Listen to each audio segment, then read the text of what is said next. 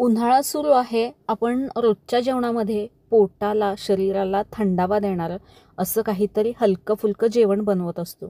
कारण तेच मसाल्याचं जेवण उन्हाळ्यामध्ये खायची इच्छा होत नाही. आज मी इथे मस्त खमंग असा दही भात बनवते आहे, म्हणजेच कर्ड राईस बनवते आहे. अप्रतिम असा लागतो. सगळ्यात आधी मी इथे 1 वाटी इंद्रायणी तांदूळ घेतला आहे किंवा कुठलाही तुकडा तांदूळ तुम्ही इथे घेऊ शकता. तांदूळ चांगला धुवून घेतला 2 ते 3 वेळा. आता त्यामध्ये त्याच्या दुप्पट पाणी घालायचं, म्हणजे 1 कप तांदळासाठी 2 कप पाणी मी इथे घातलं आहे. चवीपुरतं मीठ घालायचं आणि हा भात छान मऊसूत असा शिजवून घ्यायचा आहे. डायरेक्ट कुकरला भात असेल किंवा छोट्या कुकरला असेल तर मोठ्या गॅसवरती 2 शिट्ट्या आणि छोट्या गॅसवरती 2 शिट्ट्या अशा शिट्ट्या करून मी भात शिजवून घेते नेहमी. भात शिजतोय तोपर्यंत इथे मी कर्ड राईससोबत तोंडी लावण्यासाठी मस्त अशी चटपटीत कैरी बनवते आहे. एक कैरी घेतली आहे, चांगली स्वच्छ धुवून आता त्याची साल काढून घ्यायची आहे. साल काढल्यानंतर याच्या आपल्याला पातळ अशा चकत्या बनवून घ्यायच्यात. जेवढं जमेल तेवढ्या पातळ चकत्या बनवून घ्यायच्या आहेत. अशा पद्धतीने मी याच्या चकत्या बनवून घेतल्यात. आता ह्या एकत्रित करायच्या आणि लांब अशा या कट करून घ्यायच्यात. म्हणजे छान उभट लांबट अशा याच्या फोडी तयार होतात.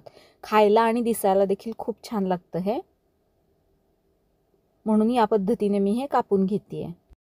यात एक कांदा देखील घालायचा आहे. तो पण लांब छान पातळ असा कापून घ्यायचा आहे. तुम्हाला कांदा नसेल घालायचा यामध्ये, नाही घातलात तरी चालेल, प्लेन कैरी घेऊ शकता. कांदा अशा पद्धतीने थोडासा मोकळा करून घ्यायचा आहे आपल्याला आणि कैरी देखील घालून घ्यायची आहे. आता इकडे भाताच्या शिट्ट्या झाल्यात, म्हणजे कुकरच्या शिट्ट्या झाल्यात. कुकर थंड झाल्यावर मी त्याचं झाकण उघडलं आहे. आता हा भात थोडासा आपल्याला थंड करून घ्यायचा आहे. त्यासाठी मी अशा पद्धतीने मोकळा करून घेते आहे, म्हणजे पटकन थंड होईल तो. भात थंड झाला की त्यामध्ये 1 वाटी दही घालायचं आहे आणि अर्धा कप पाणी घालायचं आहे. बरेच जण यामध्ये दूध घालतात. मला दुधाची चव अजिबात आवडत नाही, त्यामुळे मी यामध्ये पाणी घातलं आहे. तुम्ही दूध या ठिकाणी पाण्याऐवजी वापरू शकता. आता हे सगळं चांगलं मिक्स करून घ्यायचं आहे. भातामध्ये काही वेळेस गुठळ्या असू शकतात. छान एकजीव असं हे मिक्स करून घ्यायचं आहे. दही भातासाठी आंबट दही अजिबात वापरायचं नाही आपल्याला. ताजं दही वापरायचं, म्हणजे ते कमी आंबट असतं. आणि जर अगदी जास्ती आंबट असेल तर किंचितशी तुम्ही यामध्ये साखर घालू शकता. अशा पद्धतीने चमच्याने याच्या गुठळ्या फोडून घ्यायच्या आहेत, म्हणजे ते जे दही आहे ते भातामध्ये छान असं मुरतं. हा इंद्रायणी भात घेतल्यामुळे त्यामध्ये दही चांगलं मुरतं. जर तुम्हाला हे जास्ती दाटसर वाटत असेल तर थोडंसं पाणी किंवा दही आवडीनुसार तुम्ही यामध्ये घालू शकता.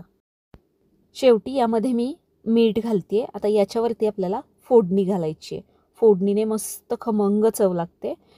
तेल गरम करून घेते मी. तेल चांगलं गरम झालं की त्यामध्ये मोहरी घालायची आहे, जिरे घालायचे. तेल चांगलं गरम झालं की फोडणी छान बसते.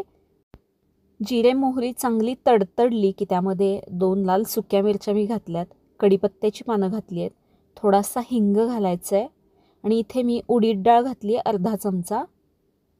थोडीशी मिक्स करून घ्यायची आणि ही फोडणी आपल्याला दही भातावरती घालून घ्यायची आहे. हे सगळं आता चांगलं मिक्स करून घ्यायचं आहे. मस्त खमंग फोडणीचा हा दही भात तयार आहे किंवा कर्ड राईस तयार आहे. अप्रतिम लागतो. उन्हाळ्यामध्ये दुपारच्या जेवणासाठी खास हा तुम्ही आवर्जून बेत नक्की करा. कर्ड राईस तयार झाला आहे. हवं तर तुम्ही थोडंसं फ्रीजमध्ये ठेवू शकता, म्हणजे तो अजून थंडगार होण्यासाठी. इथे कैरी मी कापून घेतली आहे लांब लांब अशी. त्यामध्ये चवीनुसार मीठ घालायचं आहे, थोडंसं लाल तिखट टाकायचं आहे, थोडीशी हळद टाकायची आहे. मस्त अशी चटपटीत कैरी तयार झाली आहे ही चांगली. आता मी मिक्स करून घेते. ही थोडीशी मुरली किंवा त्याला थोडंसं पाणी सुटलं की अजून टेस्टी लागते. उन्हाळ्यामध्ये किचनमध्ये खूप वेळ न घालवता झटपट होणारा, शरीराला, मनाला आणि पोटाला थंडावा देणारा असा हा दही भात किंवा दही बुत्ती किंवा कर्ड राईस तयार आहे. तुम्ही पण नक्की बनवून बघा. अप्रतिम लागतो, खमंग लागतो. याच्यासोबत ही तोंडी लावण्यासाठी मस्त चटपटीत अशी कैरी, मस्त जबरदस्त झटपट होणारा आजचा माझा दुपारचा बेत तयार आहे. तुम्हाला कसा वाटला मला कमेंट करून सांगा. तुम्हाला जर हा माझा बेत आवडला असेल तर व्हिडिओला लाईक, शेअर आणि सबस्क्राईब नक्की करा. परत भेटू अशाच एका मस्त आणि थंडगार रेसिपीमध्ये. धन्यवाद.